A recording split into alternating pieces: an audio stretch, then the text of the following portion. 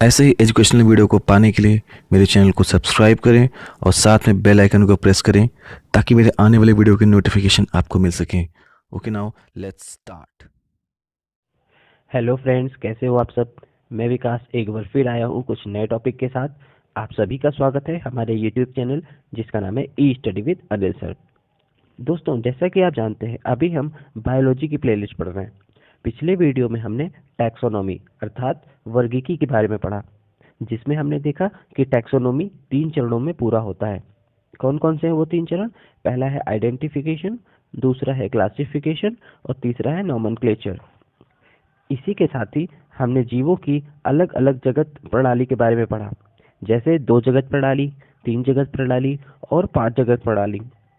तो दोस्तों, अगर आपने अभी तक हमारे वो वीडियोस नहीं देखे हैं तो आप हमारे इसी चैनल के प्लेलिस्ट बायोलॉजी में जाकर उन सभी वीडियोस को देख सकते हैं। दोस्तों, आज हम पढ़ने वाले हैं क्लासिफिकेशन ऑफ एनिमल किंगडम, यानी कि जंतु जगत का वर्गीकरण। तो दोस्तों, जंतु जगत को हम 2 भागों में बांट सकते हैं। कौन कौन से हैं वो 2 जगत? पहला है कॉर्डेटा और दूसरा है नॉन कॉर्डेटा। दोस्तों, कॉर्डेटा को हम लोग कशेरुकी प्राणी भी कहते हैं और नॉन कॉर्डेटा को अकशेरुकी प्राणी कहते हैं। कॉर्डेटा का दूसरा नाम है वर्टिब्रेट्स और नॉन कॉर्डेटा का दूसरा नाम है इनवर्टिब्रेट्स। दोस्तों, कॉर्डेटा को हम लोग हायर एनिमल भी कहते हैं और नॉन कॉर्डेटा को लोअर एनिमल भी कहते हैं। तो दोस्तों, ये आपको एग्जाम के पॉइंट ऑफ व्यू से बहुत ही इंपॉर्टेंट है, जिसको हमको आपको मेमोराइज कर लेना है। कशेरुकी प्राणी, वर्टिब्रेट, कॉर्डेटा, हायर एनिमल, ये सब एक ही जगत के लोगों का नाम है, ठीक है। और लोअर एनिमल में बात करें तो क्या क्या आते हैं? Lower animal, non Chordata, invertebrate और अकशेरुकी प्राणी। दोस्तों, आई होप आपको क्लियर हो गया होगा। अब दोस्तों, हम दोनों में कुछ डिफरेंसेस के बारे में देखते हैं। दोनों में क्या डिफरेंस होता है, आप कैसे जान पाएंगे कि ये कॉर्डेटा है या फिर नॉन कॉर्डेटा, यानी कि कशेरुकी प्राणी है या फिर अकशेरुकी प्राणी। तो पहला डिफरेंस क्या है? कशेरुकी प्राणियों में नोटोकॉर्ड प्रेजेंट होता है, जबकि अकशेरुकी प्राणियों में नोटोकॉर्ड प्रेजेंट नहीं होता है, ठीक है। अब आप सोच रहे होंगे नोटोकॉर्ड क्या होता है। तो दोस्तों, राइट साइड में जो फिगर बना हुआ है आप उसमें देख सकते हैं बैकबोन। ये है हमारी बैकबोन।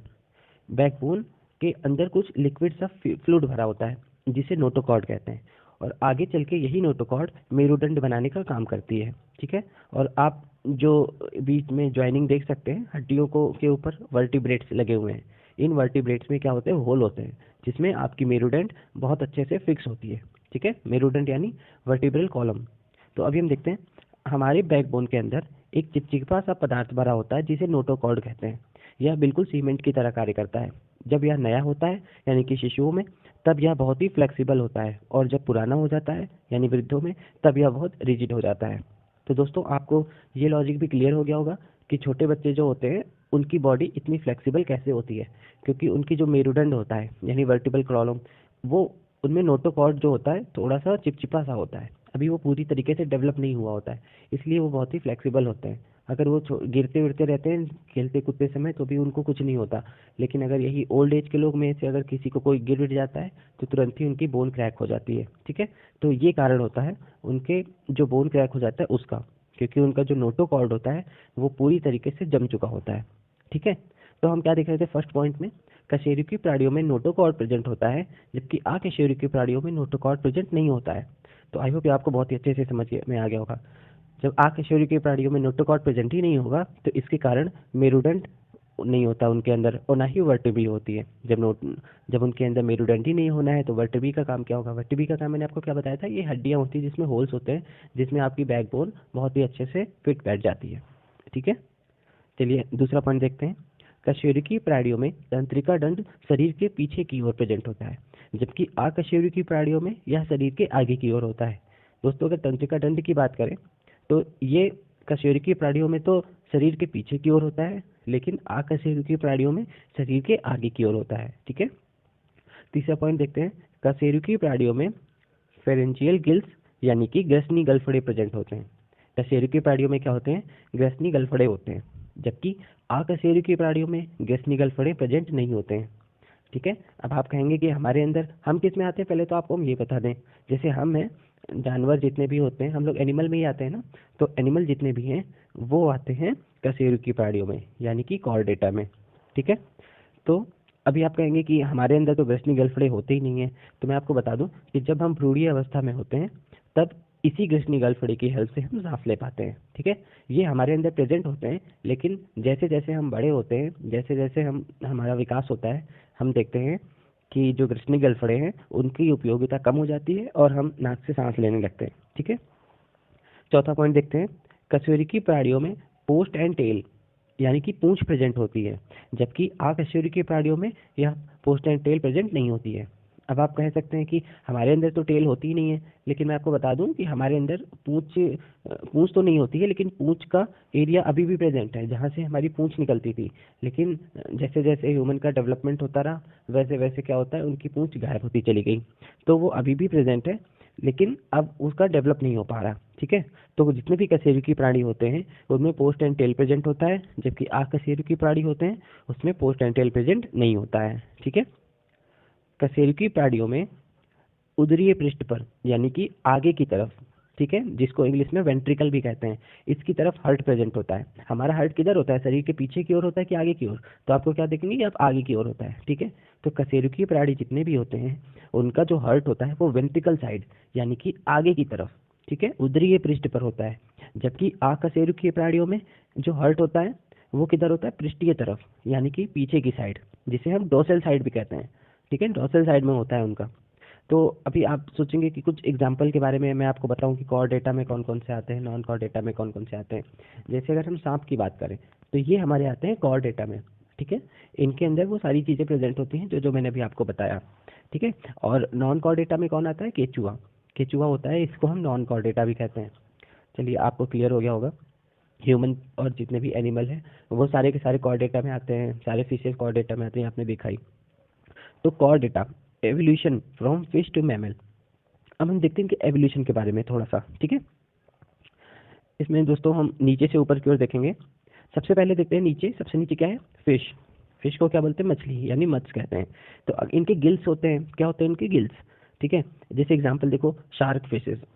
तो इनमें जो गिल्स होते हैं वो कैसा होता है, टू चैम्बर्ड हर्ट होता है इनमें। हर्ट कैसा होता है, टू चैम्बर्ड हर्ट होता है, और इनमें गिल्स प्रेजेंट होते हैं।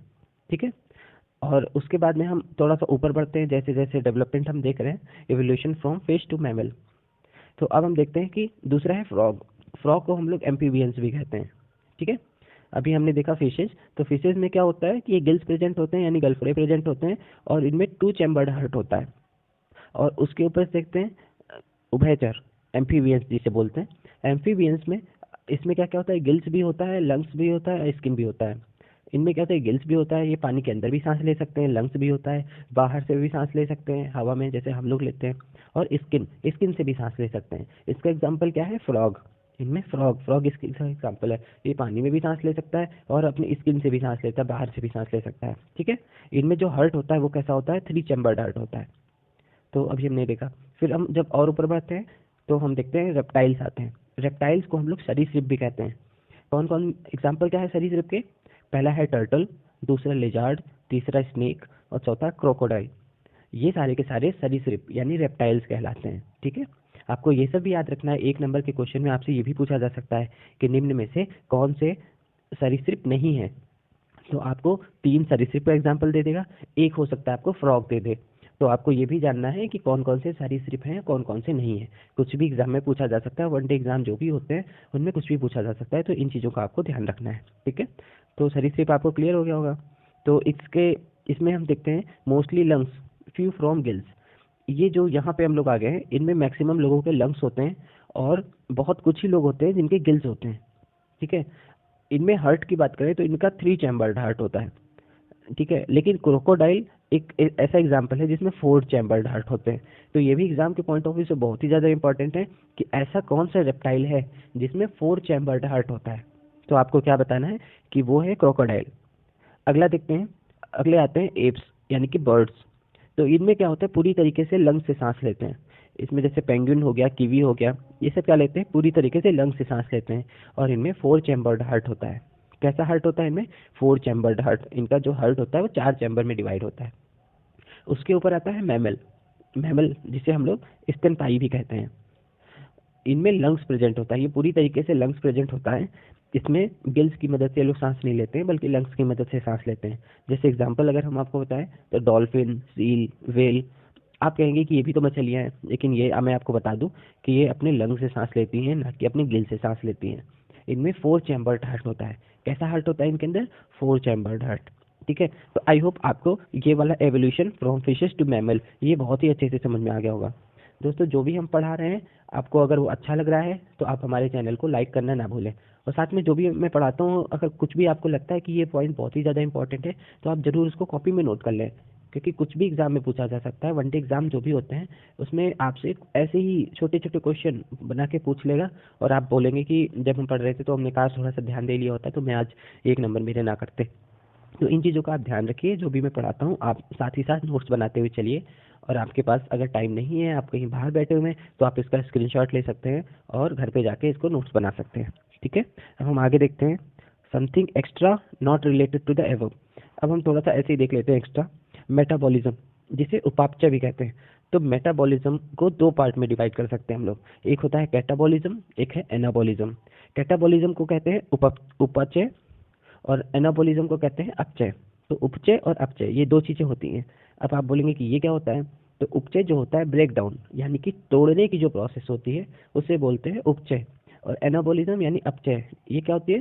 सिंथेसिस, यानी कि निर्माण करने की जो प्रक्रिया होती है, उसे बोलते हैं एनाबॉलिज्म यानी अपचय।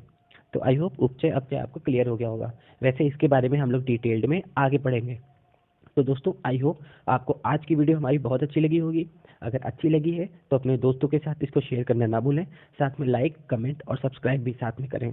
ठीक है, अब हम मिलते हैं अपनी अगली वीडियो में। तब तक के लिए धन्यवाद।